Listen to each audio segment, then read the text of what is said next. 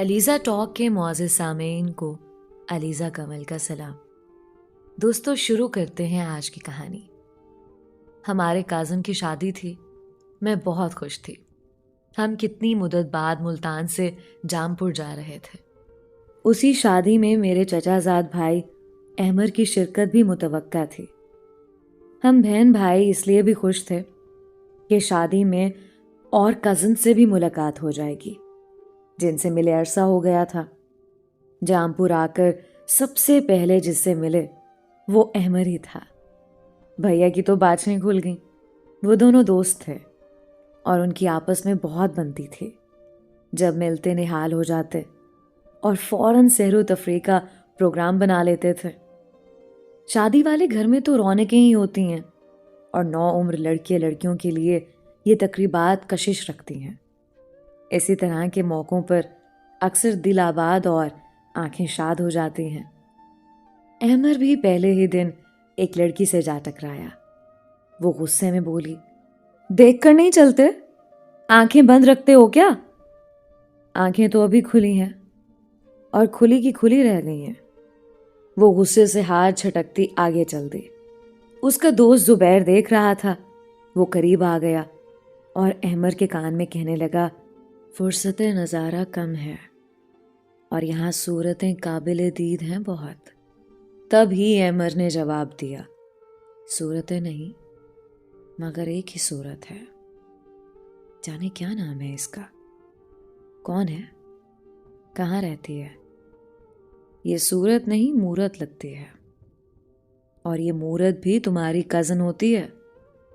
کیا نام ہے اس کا؟ احمر نے پوچھا۔ اس کا نام صاحبہ ہے اور انکل عابد کی بیٹی ہے۔ کیا وہی لاہور والے؟ جی ہاں، وہی لاہور والے جن کا غصہ مشہور ہے۔ اور صاحبہ نے بھی تم کو غصے سے دیکھا تھا، سوچ لو اب بھی اچھی طرح۔ صاحبہ نے اسے غصے سے دیکھا ضرور تھا، لیکن یہ غصہ عارضی ثابت ہوا۔ وہ اب اس سوچ میں تھی کہ اس نڈر لڑکے کو دوبارہ دیکھے جس نے کہا تھا کہ آنکھیں تو اب کھلی ہیں اور تمہیں دیکھ کر کھلی کی کھلی رہ گئی ہیں۔ وہ اس فکرے باز کو دوبارہ دیکھنا چاہتی تھی۔ کیا واقعی اس کی آنکھیں کھلی ہوئی ہیں؟ کہیں بند تو نہیں ہو گئی؟ میرا یہ خیال ہے کہ جب کوئی کسی کے بارے سنجیدگی سے سوچتا ہے تو دوسرا بھی اس کے بارے سوچ رہا ہوتا ہے۔ تب ہی احمر کے ذہن میں بھی یہی خیال تھا کہ وہ برہم مزاج لڑکی اب کہاں ہوگی اور کیا کر رہی ہوگی۔ وہ باہر گیا، پھر اندر آیا اور دوبارہ باہر چلا گیا۔ تب ہی اس نے دیکھا وہ دروازے پر آئی ہے اور گھر سے باہر جھانک رہی ہے۔ احمر پر نظر پڑتے ہی وہ اپنی چھوٹی بہن کو بلانے لگی جو گلی میں کھڑی تھی۔ احمر کو محسوس ہوا کہ وہ اپنی بہن کو نہیں بلکہ اس کو آواز دے کر بلا رہی ہے اور پوچھ رہی ہے کہ اس ہنگامے بھرے گھر میں تم کہاں ہو، کس جگہ ہو اور کیا کر رہے ہو۔ احمر نے جو ہی صاحبہ کی جانب دیکھا تو اس نے مسکرا کر منہ دوسری طرف کر لیا اور گھر کے اندر چلی گئی۔ یہ ایک خاموش پیغام تھا۔ احمر نے زبیر بھائی سے کہا، آؤ یار اندر چلتے ہیں۔ تب ہی وہ بولا، نہیں بھائی، مجھے تو تم معاف ہی رکھو اس معاملے سے، میں دور ہی بھلا۔ تمہاری آنکھیں کھلی ہیں، میری نہیں۔ اپنی کھلی آنکھوں سے تم خود دیکھو۔ احمر نے اس کی ایک نہ سنی اور دوست کو کھینچتا ہوا گھر کے اندر لے آیا۔ وہ سامنے نلکے پر چھوٹی بہن کے ہاتھ دھلوا رہی تھی۔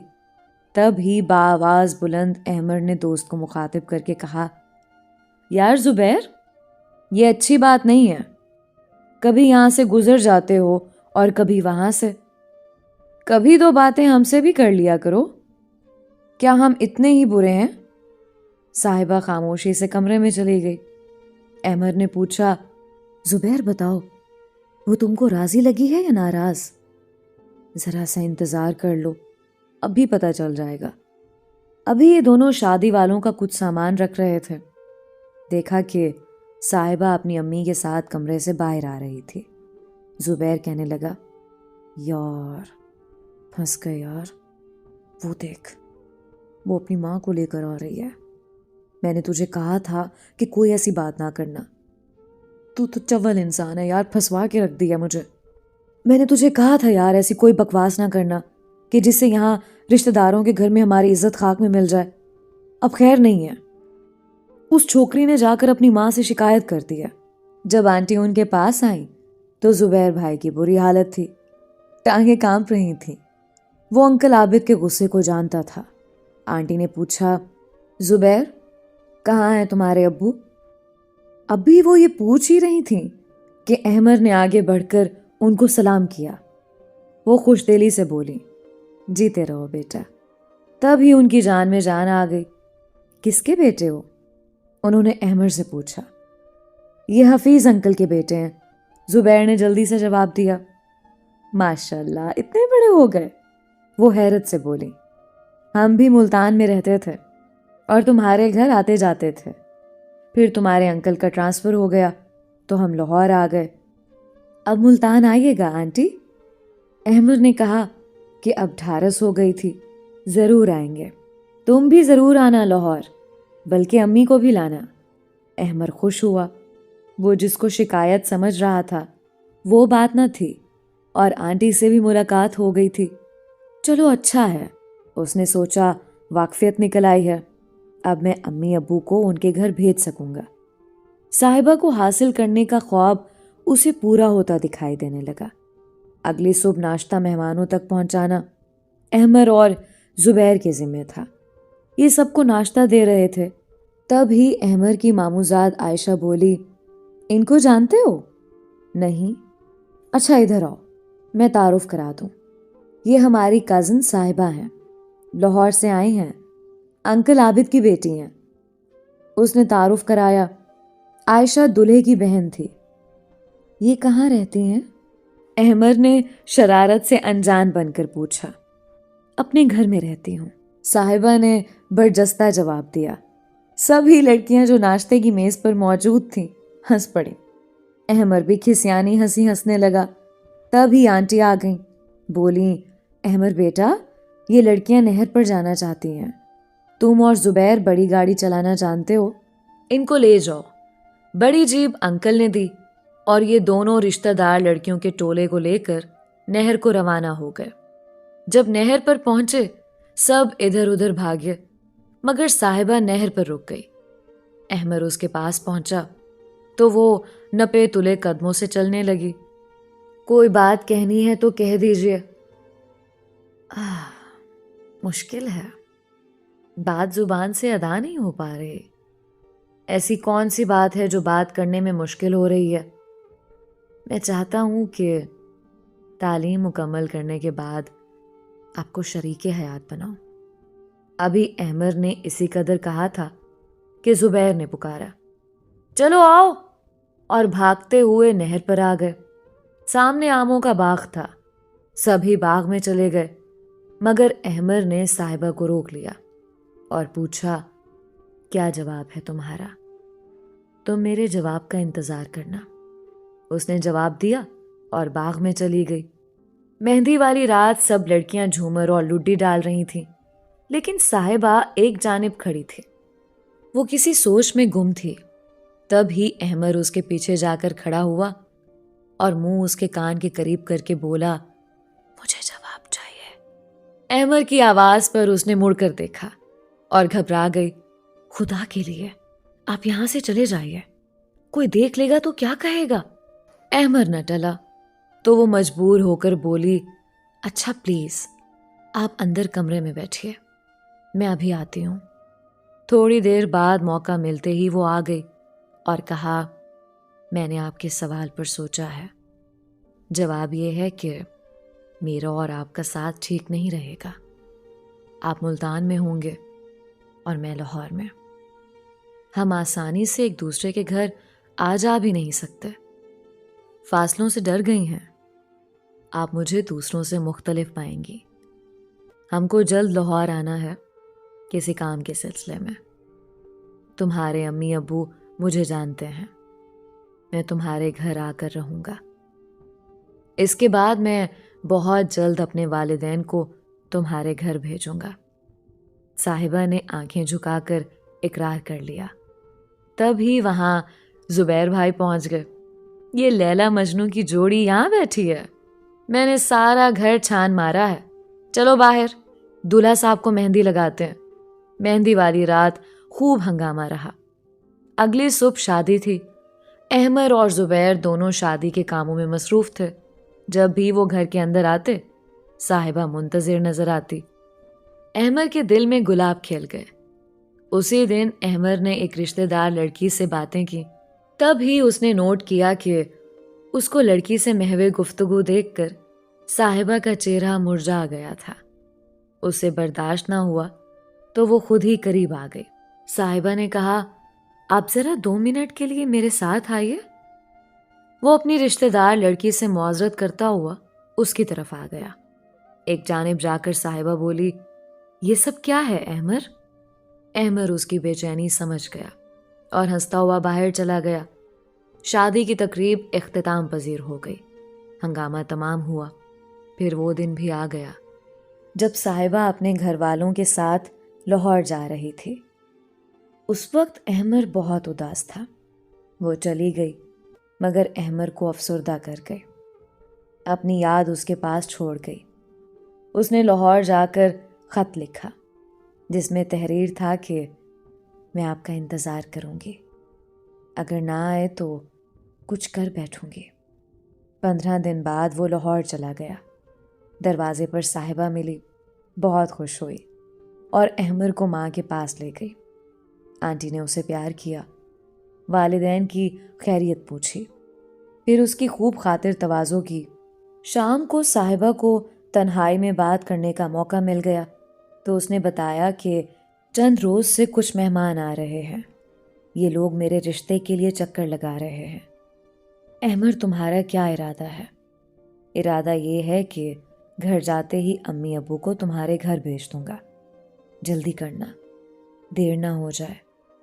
ایک بات تو بتاؤ، کیا رشتہ طے کرتے وقت تمہارے امی اور ابو تم سے رائے مانگیں گے؟ ہاں، انہوں نے میری مرضی پوچھنی ہے، اسی لیے کہہ رہی ہوں جلدی کرنا، دیر نہ کر دینا، ورنہ وہ پھر اپنی مرضی کریں گے۔ احمر صاحبہ کو تسلی دے کر ملتان لوٹ آیا، لیکن یہاں آتے ہی اس کو ایک بری خبر کا سامنا کرنا پڑا۔ اس کے چھوٹے بھائی ذیشان کا ایکسیڈنٹ ہو گیا تھا۔ یہ سن کر اس کے ہوش اڑ گئے۔ فوراً ہسپتال پہنچا۔ وہاں چھوٹے بھائی کی حالت غیر تھی اور سب گھر والے بیٹھے رو رہے تھے۔ وہ بھی اپنے جذبات پر قابو نہ رکھ سکا اور رونے لگا۔ ڈاکٹر نے کہہ دیا تھا کہ دعا کریں، معجزہ ہو سکتا ہے۔ احمر اب دن رات ہسپتال میں رہتا تھا۔ ذیشان کو ایکسیڈنٹ کے بعد سے ابھی تک ہوش نہ آیا تھا۔ آخر معجزہ ہو گیا، دعائیں رنگ لے آئیں۔ اس کے بھائی کو ہوش آ گیا، زندگی کی امید جاگ پڑی۔ لیکن اب رات دن احمر کو ہسپتال میں رہنا پڑتا تھا۔ چھوٹا بھائی اس کو بہت پیارا تھا۔ اس پریشانی کے عالم میں وہ اپنی امی کو صاحبہ کے گھر جانے کے لیے بھی نہیں کہہ سکتا تھا۔ 2.5 ماہ کے بعد ذیشان کو صحت یابی نصیب ہوئی اور ہسپتال سے چھٹی مل گئی۔ وہ گھر آ گیا۔ اب اس کی حالت قدرے بہتر تھی۔ اب ماں کو بھی سکون ملا۔ اس نے احمر کو 2 لفافے دیے اور ایک کارڈ دکھایا کہ بیٹے یہ کارڈ تمہارے عابد انکل نے لاہور سے بھیجا ہے اور خط کسی دوست کے ہیں۔ یہ خط مجھے تم کو دینا یاد ہی نہ رہے۔ اس نے کارڈ کھول کر دیکھا، یہ صاحبہ کی شادی کا دعوت نامہ تھا۔